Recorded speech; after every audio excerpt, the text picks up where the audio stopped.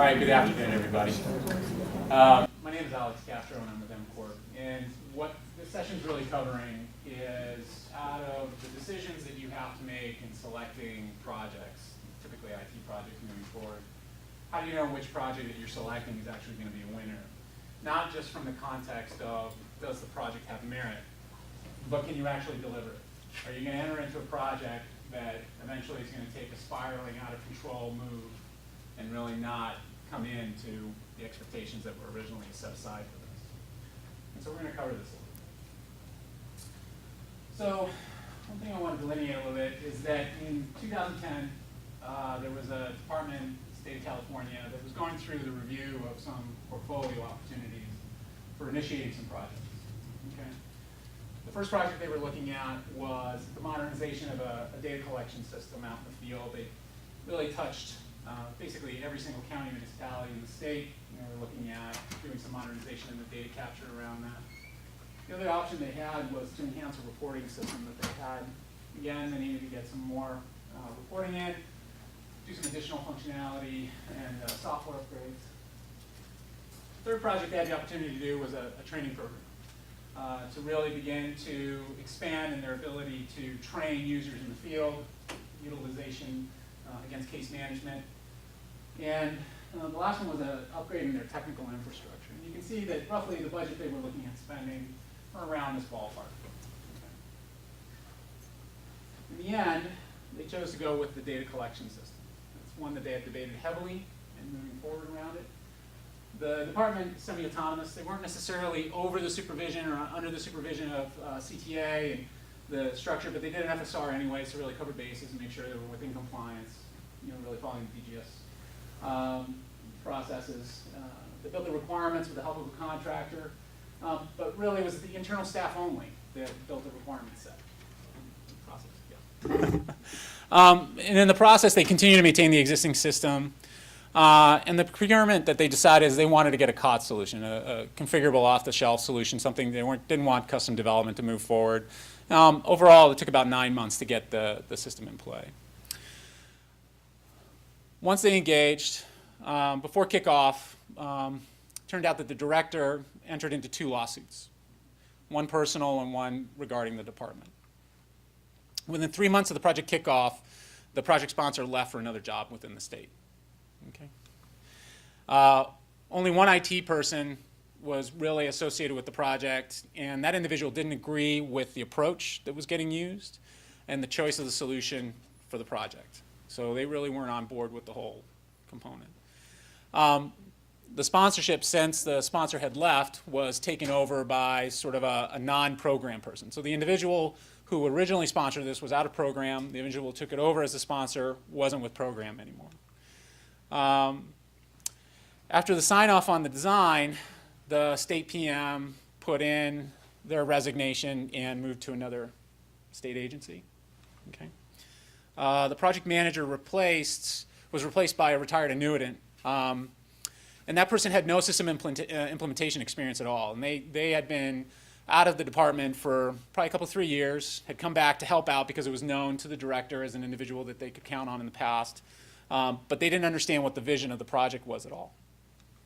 The systems moved into prototype and received really approval from the project team. So what happened is once it came out of design, the vendor then prototyped it up and presented it to the user groups, both internal to the department and within the counties, and everybody was very happy with the direction of the project and the way that things were going. As the project progressed, half the staff had turned over in the department. Okay? And attritions were difficult to fill, and they were struggling with some of the factors around how to actually run the operations of this department. One of the last things that really affected this significantly was that the project sponsorship was then migrated to the chief legal counsel for the department. Okay?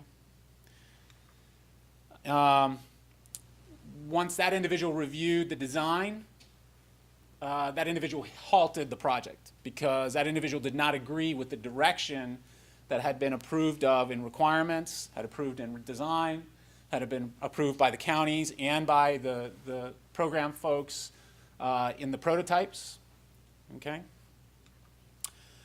And so eventually that department went live with phase 1, but then terminated the movement forward of the project, okay?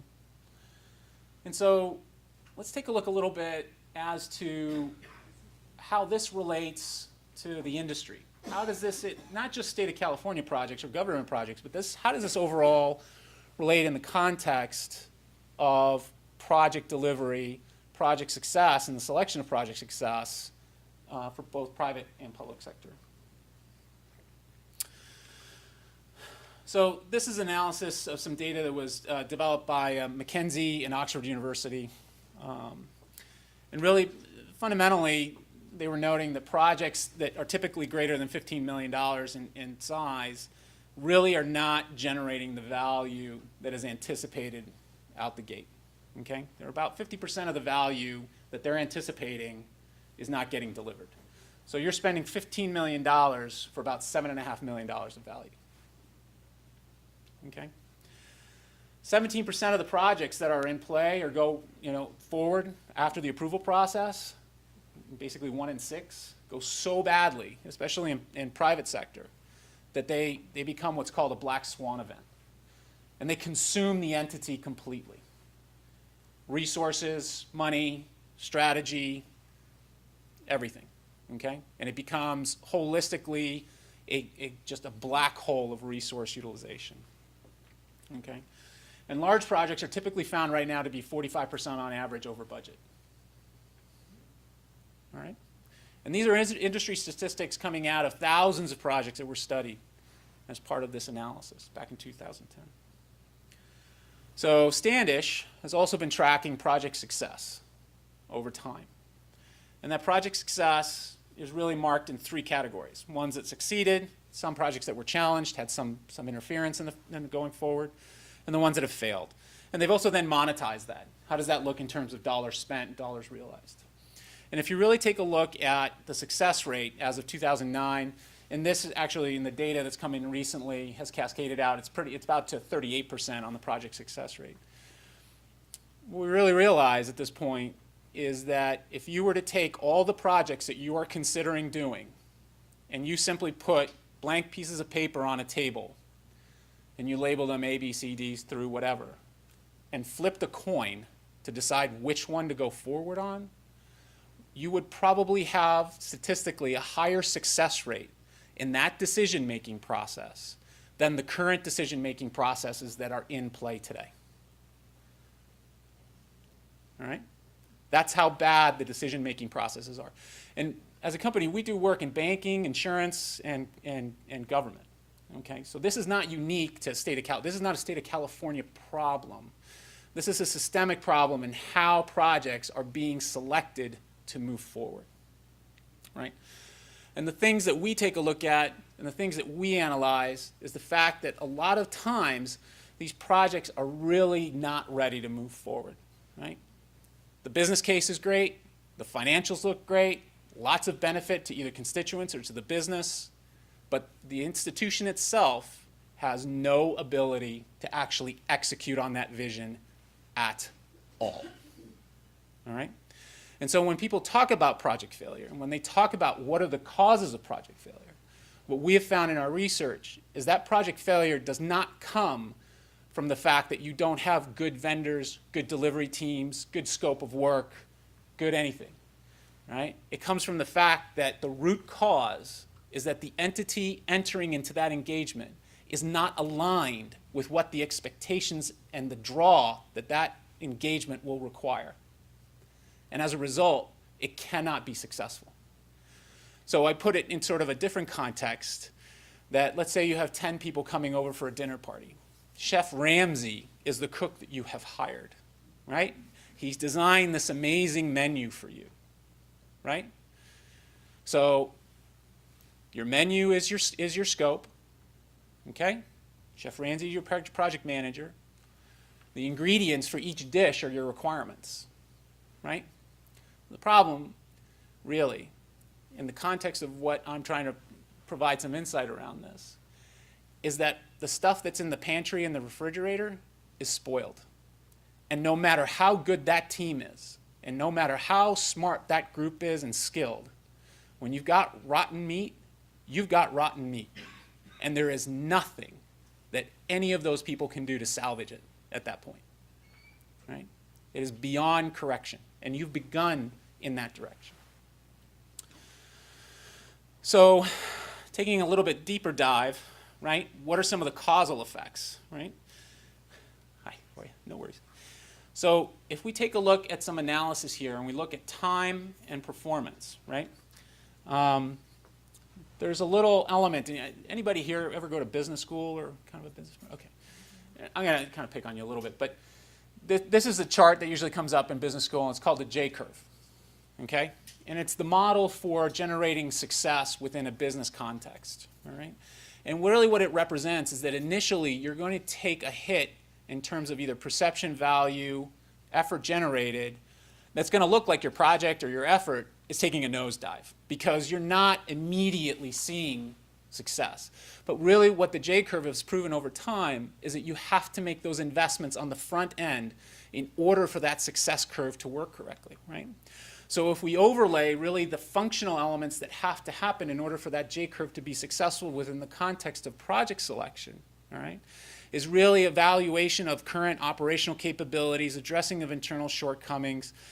Fear, loss of opportunity, and timing is usually when the bottom, the whole thing bottoms out because people sign off and they want to see progress right away. I've put my name to this. We need to see some wins. We need to get going, right? And pushes a team to move forward, right? And so in utilizing the J-curve, it's very difficult for some managers to really understand what's going on with that project. But in the end, when you've seen that growth, when you've seen the success, you're looking at a situation that produces sort of this self-actualized, short-term sacrifice, long-term gain, sense of accomplishment in the whole process. And you have a tendency to see more success. But what our analysis has done over the many projects that we've done, as well as some of the ancillary work and analysis, is that we're seeing a curve that is more representative in the red line, okay? And what happens in this context is that there's a business benefit that's approved, right? So in today's context, a lot of that time is an FSR that's approved. In the private sector, it's a business case with a pro forma. It says, hey, look, we've got to produce a product, we've got to produce a modernization, we have to do some level of effort, and there's going to be all this benefit to us because we're going to generate more income, we're going to generate more things that are going to happen for us, okay? And so then people go out and buy hardware, and they buy software, and they start to quickly put things into environments where people can see and touch and feel and say, hey, look at all the great progress that we're moving, right? But then they go and they hire a vendor. And they haven't quickly, really completely fleshed out what that vendor needs to do because they say, well, we're hiring the vendor and they need to figure that out. And that vendor starts to come in, and then the decline begins. Because the investment was in fast, easy, short-term success and benefit, and the long-term was sacrificed. And this is what we see over and over and over again in the context of why projects are not generating the success rates that people are hoping for and looking for, right? And eventually you get into this sort of project fatigue at the very end, right? And the project team is rotated out, and you have this sort of just bad feeling, right? And so there's a lot of self-righteousness, resentment, regret, resignation as to what we got. We were going to do this whole system. It was going to do all these great things. People promised all this great stuff to me. They convinced me over the years that these projects were going to be great. Right? In the end, we got something that kind of worked. Right? It really doesn't fit my need. If we look at this from a social consciousness standpoint and things that are very well documented, this is also known as an addiction curve. Okay? So this isn't just a business element. This is actually a social element.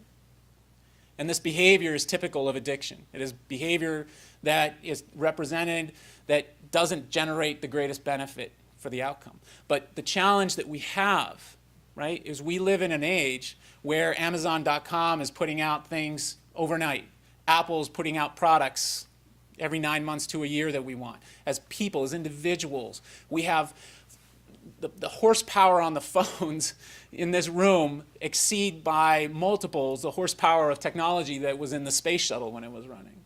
Right? And our expectations have changed. But not only have our expectations changed in the sense of the work that we do as professionals, the expectation has changed in how fast we need to get something going and how quickly we can react to that, because either a legislature will enact something and we need to act on that, or a customer within the private sector or they're trying to reach certain customers in the private sector. And a lot of this work has to happen fast, and a lot of these decisions have to make really big jumps. And I'll give you an example. In 2005, Google was really reinventing how the world of the search engine was working. Okay? And Google at the time had developed an innovative file management system, the GFS, for their systems, because nobody had the technology to be able to keep up and index all of the data that they were receiving in terms of what their indexing capability was for all of the data out in the World Wide Web. Oracle couldn't do it. EMC couldn't do it. And not to say that those aren't good companies that didn't have the products. It was just they were growing at a pace that was so accelerated and so hyper volume oriented that there was no way that this could happen. And in many cases in the state of California, this has happened within a lot of the mainframe systems that are out there, a lot of the legacy systems that are out there. They were so innovative for the time, and they were developed by state people who were very dedicated to it and developed some really great solutions, right? Those solutions today have typically been in production from anywhere from 25 to 30 years. The GFS system for Google was in production for 2 years until it was completely outdated. 2 years. From start to finish. From the day they started developing and implementing the app to the day that they retired the app was 2 years. Because then they introduced Gmail, Google Docs, and other things that completely eclipsed the capability of that file management system. Okay? So the things that are demanding on us today as professionals are accelerating at a pace that a lot of the systems today are not designed to deal with.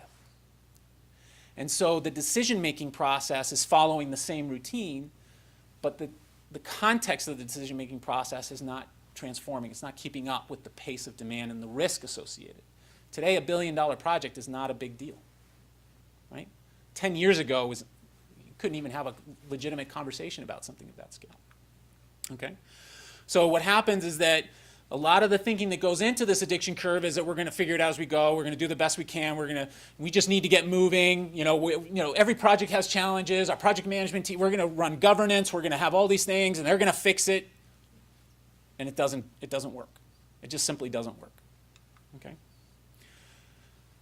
PwC did an analysis on what are the post-mortem factors that really contribute to a lot of this collapse within the project selection, project delivery process, right? And really what they're finding is that the number one cause is scope changes, right? It's followed also by insufficient resources, bad estimates, missed deadlines, okay? And then we have things like imprecise goals, and we have some lack of management support. All these factors have been measured over 1,000 projects in terms of what are the root causes as to why certain projects did not perform well, okay? So if we move back to the chart and we take a look at our growth line versus our addiction line, but we take a look at the y-axis a little bit, and we're looking at now what's our rate of return or our value add, okay? What we see is a lot of these failure points are living in that bottom right-hand quadrant, all right? And that's where we start to really see that decline. What our analysis has proved and demonstrated is that this type of issue needs to be dealt with within the first quadrile of being able to assess in the J-curve that sacrifice and the work that needs to happen. Now, there's a couple of elements that are going to be sort of post-decision making in the process, right? So if you have a poor quality of deliverable, maybe you have a vendor who just can't deliver the right quality of good, and that's going to happen. And you can't predict that. You can't control that. You can't assess that going into it, all right? And you maybe have the wrong project manager, right? That's a personality issue, skill issue. Some people just get to a point where the need of a project exceeds their capacity and capability, okay? But what we're really trying to advise on is the fact that a lot of the issues that are being found in the post-mortem analysis actually can be dealt with in that early going of the project cycle and the decision-making cycle, Okay? And so what we really take a look at when it comes down to it is that it's a false sense of progress that is really enacting a lot of project failure, a lot of frustration in projects, right? Now, if we look at the readiness component, that really is what's driving the success, right? Because that false sense of progress is inevitably what leads to the failure rates that are going on. So if we go back and we take a look at the selection process, we went and we kind of did a little post-mortem analysis for this client, and taking a look at maybe where things went off the rails a little bit, right, and what should have happened. And our analysis really felt that they should have selected the training program because they had total buy-in from all the stakeholders. They had complete knowledge of every facet of what they needed to deliver. They had a high degree of readiness associated with this. Everybody was on board. People were fully committed to it. A lot of the material was already developed. They needed to refine it, right? And in sort of cascading this out, they would have exceeded 100% value in terms of what they had done if they had gone through a readiness analysis and determining whether or not the project that they wanted to move forward on versus the project that they do move forward on, which one is going to actually produce the success. Because at the end of the day, it's the ability of an organization to succeed within that moment of time.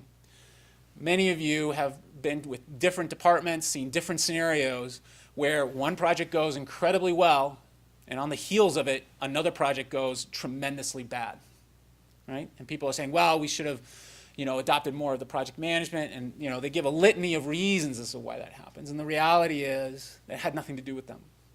What it had to do with the fact is that the entity and the individuals associated with that next effort weren't ready to do that effort. Okay? So how to think about decision making a little bit is really your business case and EAWs really more look like the application of how you're going to apply for a loan. Okay? So again, kind of take it down to some basic things that have been proven and demonstrated in the industry. Up until mid-'80s, whenever you wanted to apply for a loan, right, it went basically on the content of your application, your references, how your banking history was, and they would make a decision at that point. In the mid-'80s, they introduced the credit score. And that revolutionized the way that they were making loan decisions, because now it was based on the fact is you as an individual, what was your performance? What was your ability to repay and your behavior in repaying the debts that you owed, as well as additional data. And between those two things, right, we look at what's called heuristic information, which is the loan application. We look at, statistical information, which is in the credit application or the credit score. Together, those are what really created that opportunity to get that loan. So currently, projects, right, we work with private entities that have okayed billion-dollar projects. They did no metrics, none. And if you went into a bank and asked for a billion-dollar loan, and some of our clients are banks that are doing billion-dollar projects, and say, we're going to do this billion-dollar thing because the business case says we need to do it, because our McKinsey strategists say we need to do it, and they're right, okay? Go into this tailspin of catastrophic outcome with very low return on value, return on invested capital. Because there's no metric. There's no metric that says, this is a really great idea. You have no chance in executing it whatsoever in your current condition, right? And a lot of the conditions that apply to this is the fact that in today's world, think about yourselves and the departments that you're in and the operational units that you're in. If you had to go to your boss or you had to submit something to the Department of Finance or CTA and saying, hey, I need $25 million because our operational processes are outdated. We haven't done anything really in 15, 20, 25 years, okay? We've made incremental changes, but in order for us to meet constituent demand, for us to meet legislative demand, we have to retool. What are the chances that you're going to get approval for that? Okay? Very low. Very, very low. What are your chances that you're going to get an approval because you're going to now invest in an IT project? A little bit higher, because there's a tangible asset associated with that. And what happens is because those funding resources only come through those technology projects on average or outside of a legislative mandate, okay?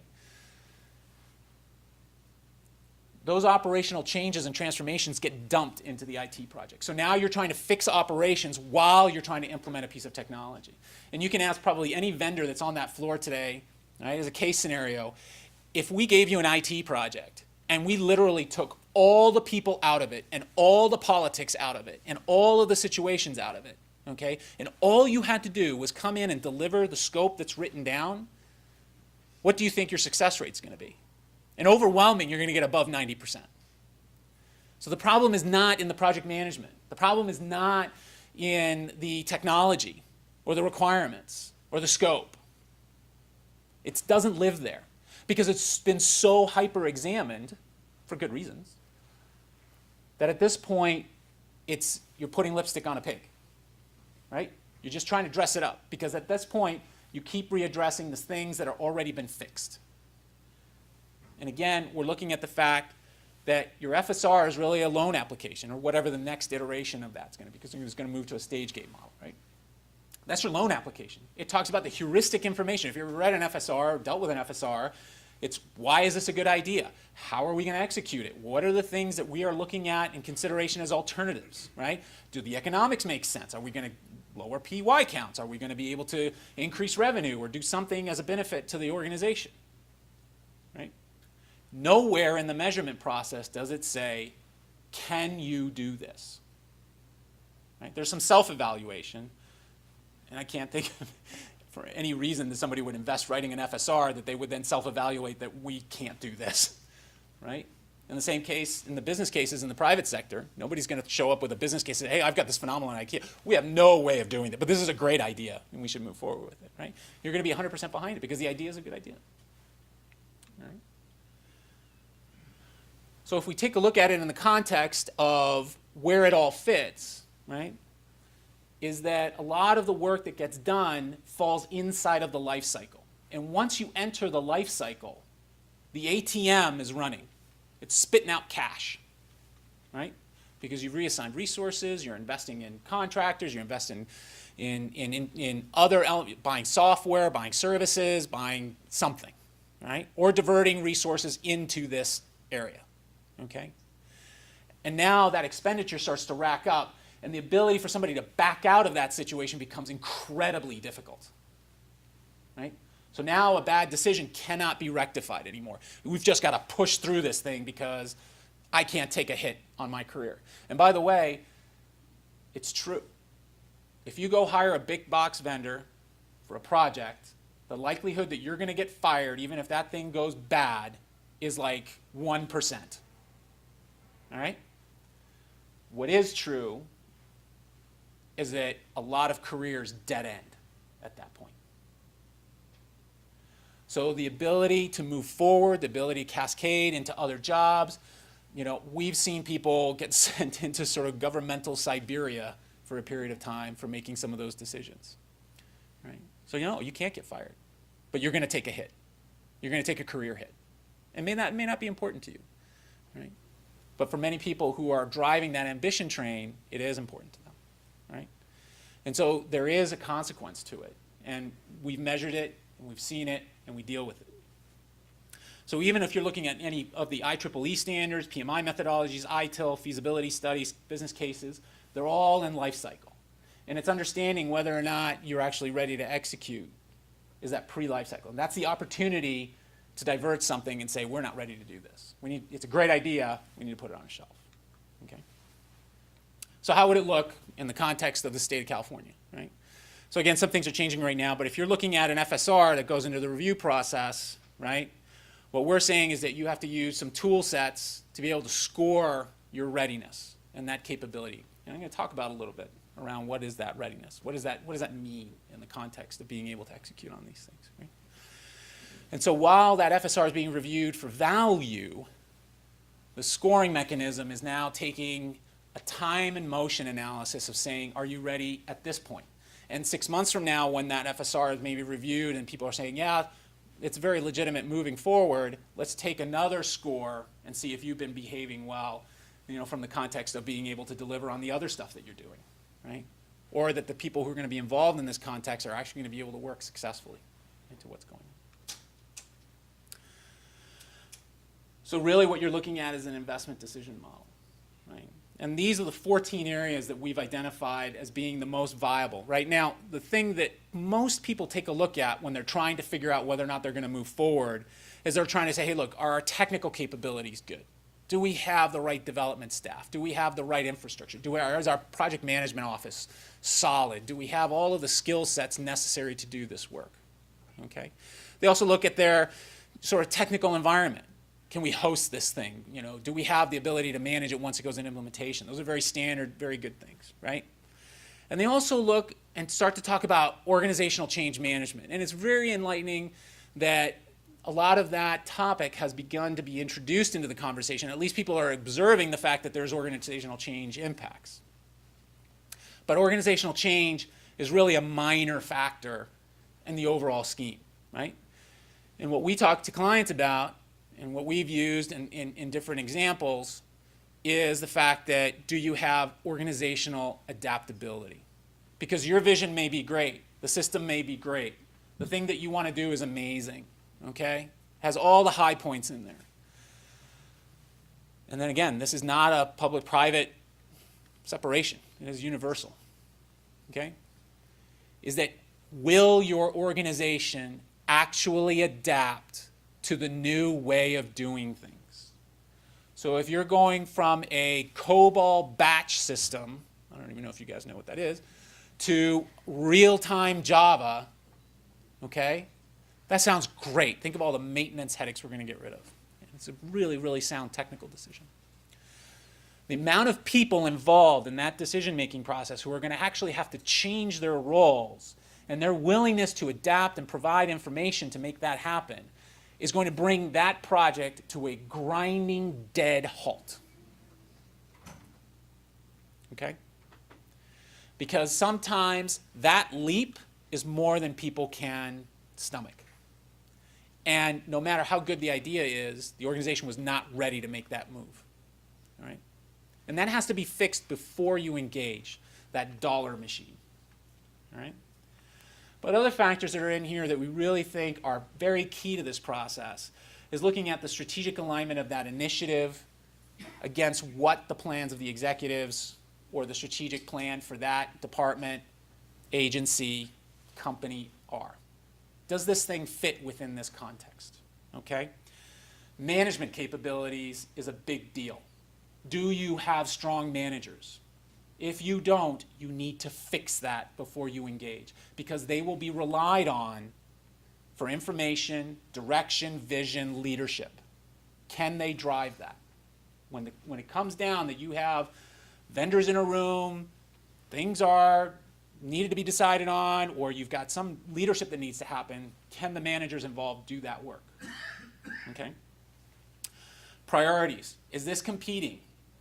Many times we see that there's a couple of legislatively mandated or federally mandated changes that have to happen within a context of a department. And then people come up with a great idea, well, we're also going to do this other project. Never understanding that this thing is going to have a head-on collision with the resources associated with those other things. Great idea. No chance of ever executing. Okay? Stakeholders, business process rules and maturity, big deal. Understanding how well you work. How do you work? What are the workflows? What are the rules about how you work? Because in a lot of systems today, people only use the system. They may not understand how it does the work. Okay? We've had situations where we're in with a client and start interviewing them, start to do the workflow, start to do the analysis of how a specific job function works. Best subject matter expert, wonderful individual, highly knowledgeable, very committed, all of the top grade things that you want out of people involved in a project. And then you ask them the question, okay, great, let's go back to the first screen. When you hit that button, what math does it do, or why does it do that math? And they have no idea. You just introduced a minimum of 8 weeks into the project because now you're going to have to go and reverse engineer that information. Okay? Plus all the decisions around it, plus the change orders associated to it. Okay? Business capabilities. Does the business know what it does? That surprisingly should be an obvious question, and surprisingly, many times it's a factor. Okay? Governance capabilities people have knowledge around. Decision-making is critical. Many people say, look, we're going to bring in a governance model for this project, right? I'm the PMO. We've got this thing set up. We've got it dialed in. We're going to bring this PMO decision-making model. We're going to have a change control board. We're going to do all these great things. Right? And they're very solid. They're working off of best practices, industry-proven things. The challenge is that that entity doesn't work that way, has never worked that way, doesn't understand how to make decisions that way. And now you have collision of culture. Right? So now you're expecting one decision model to work. The reality is it doesn't work that way. So now you have to resolve that. That's like a month minimum to figure out how to get everybody to work together. You're in flight. Right? The dollars are ringing. Okay? Subject matter understanding is critical. Criticality. Is this something that if it blows up, we're dead in the water, right? And also vision. What's the vision of where we want to go? Where does it fit into the vision statement around the department, the business, whatever it is that we're doing? And when you assimilate all of this information and you measure it, you quantify it, you can create a numerical value that justifies or supports what direction, how ready you are in taking that analysis. And yeah, it's painful. It's part of that J curve that goes down, right? Because you're making an investment and you're taking time and there aren't a lot of results and it's not this ooh wow, right? But it's the things that start to add up because if you removed all of the people and everything else out of the process, 90+% success rate in implementing technology. You start to introduce all of the factors of operations and suddenly you have a different story. Okay? Now, what I also wanted to introduce was this little concept. This is a chart I developed like 20 years ago, actually. It's the transformational model, okay? And the thing that a lot of people struggle with is they talk about transformation projects and they talk about, in this case, government transformation, but overall operational transformation, because that's what technology projects do, okay? And they say, we're going to make these leaps. We're going to make movement. We haven't done anything in 30 years. We've got a 30-year-old system. We have a 10-year-old system, 5-year-old system. We're going to make a leap forward, okay? What this really points out is that this is what's left over. This is all new. This goes away. And that's people, process, technology. So to think that you're going to modernize and you're going to do a lot of things and you're going to keep everything that used to be there, right, is one of the really difficult changes, one of the difficult concepts for really a lot of people from top management down to line workers to grasp, is that how far your ambition goes up this line in terms of how much transformation you're going to do is going to affect how much overlap there is between what's new and what's old. And the more overlap you have, the less change there is, the less disruption that there is. But when you start to get really ambitious here, this is what stays. And all of this has to evaporate somewhere else. And that's hard. That's really, really hard. Okay? So I'm going to leave you, this is the last slide, okay, is that really driving a winning decision and being able to select that should be better than flipping a coin, right? And really how to be able to do it is beginning to introduce data-driven metrics that allow you to understand, is this idea that we have, can we do it? Can we actually do this? Not should we do it, can we do it, okay? Once you make that determination and you have that alignment that goes on, what gets recognized is an acceleration in the timeline of delivery because you're no longer struggling to fix operational defects while you're trying to implement new technology and transform. A lot of people say, well, that's just part of it. And yeah, it is. But you have to do it in a conscious way, and you have to go into it with your eyes wide open because there are going to be walls that you're going to hit that you can't get around. You can't go over. It's infinite in all directions. You will hit the wall no matter what happens. Okay? Collecting the data, it's important that you're really focused on the right elements around that. And the metrics really need to be represented in a way that everybody can easily understand. And that's why I use that reference of a credit score. Right? So it's, most of us, all of us know what that is. It's been drilled into our heads relentlessly that we need to protect that. Right? And then it's scored really, the final point really is that a scored decision model, along with that heuristic data, that application, that business case, all put together really gives you the right decision-making tool. Okay? So I'll leave it open for, I think we have 5 minutes for questions. I know it's a lot to ingest. Anybody? Yes, sir. So, thank you for the presentation. Sure. It seems a lot of what you're alluding to is organizational readiness. Yeah. To take on some of these projects, so. It's really, just to correct, and I understand why you say it that way, it's operational readiness. Operational readiness. Yeah, yeah. So, as we vary department from department about being operational ready to take on these projects. Right. Where would a leader invest his time when he comes into this organization to say, I'm not operationally ready to do something? How much time should they invest in getting to that point? Really, it's to the point that you can correctly identify whether the initiatives that you want to drive into the organization can actually be executed on. Because there are several schools of thought. There are some scenarios where in government, you're going to come into a situation that you have no choice but to move forward on, right?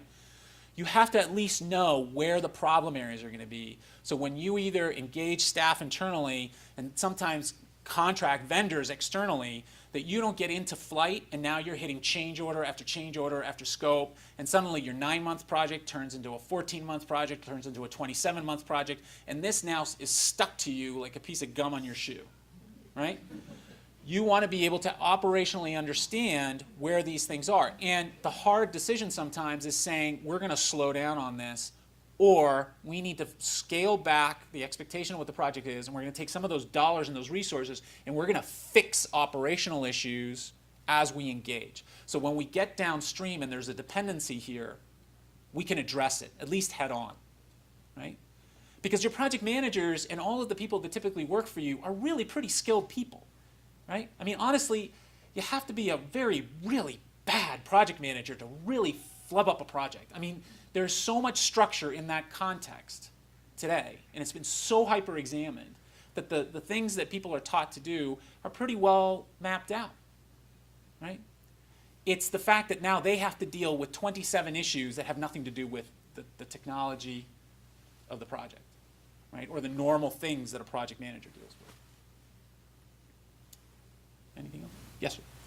How many projects fail before they implement anything, and how many projects fail after they implement something? The data that is typically gathered is post-mortem. So it measures the totality of that number. So I don't have the breakdown of before implementation, post-implementation kind of a thing. But it's more before or more after?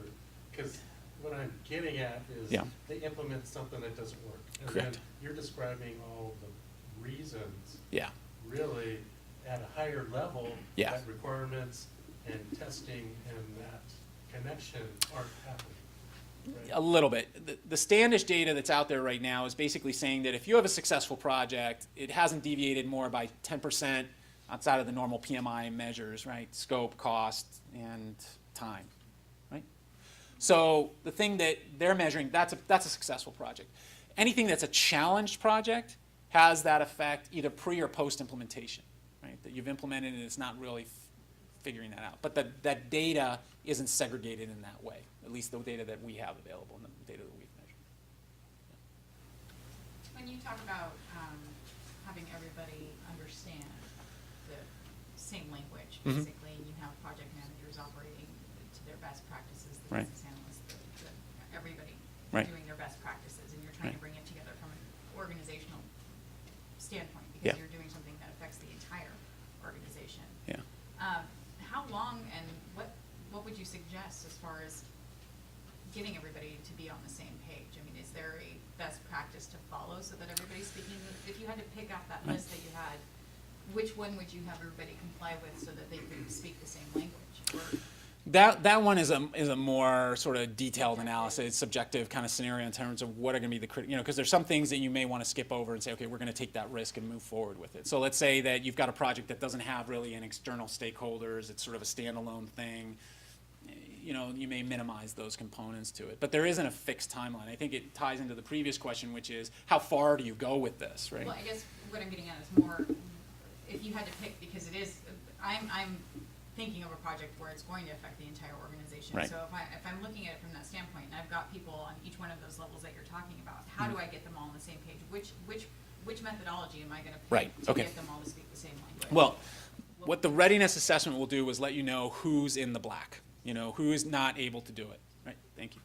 And what you're going to be able to do at that point is then go and pay attention to those elements that are associated with that specific initiative and correct any behavioral problems that are in there, okay? Operational behavioral problems, because that's at the end of the day what they are. You may have a process issue, maybe a skills issue, whatever it may be. Once you do that, you go back and remeasure and see, now that I've corrected these issues, how am I rating in terms of that scale? And it's no different, in the context of you want to go buy a car, right? And your credit rating took a hit.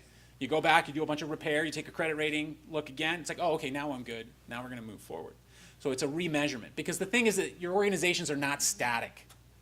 They're dynamic. You have people attritioning. You have outside influences coming in. Priorities are shifting. Cycles are changing depending on the time of year, the volume of things that you're dealing with, because maybe you have renewals of some kind of a lease, or you have dealing with something else, right? That affects the ability of the organization to respond to a specific initiative. Okay? And so the difficulty in this is that you have to measure, fix, remeasure, then go. Or fix it more. Well, I just have everybody that's very skilled in their separate disciplines. Right. But then trying to get them to speak the same language. Sure.